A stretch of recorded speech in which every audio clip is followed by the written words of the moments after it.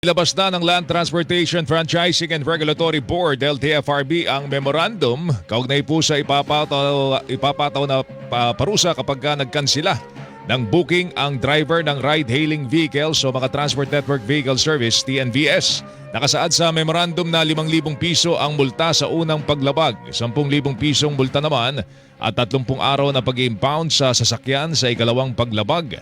Habang sa ikatlong paglabag, maharap sa 15,000 piso multa at makakansila ang Certificate of Public Convenience na nagpapahintulot naman sa mga sasakyan na mag-operate bilang TNVS.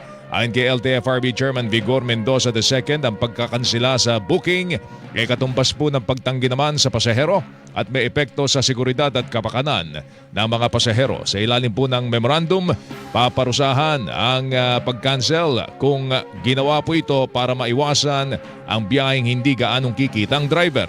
Kaya din kung diskriminasyon po ito sa mga senior citizen, persons with disability at iba pang sektor at kung nasa gitna na ng biyahe at walang katanggap-tanggap na dahilan.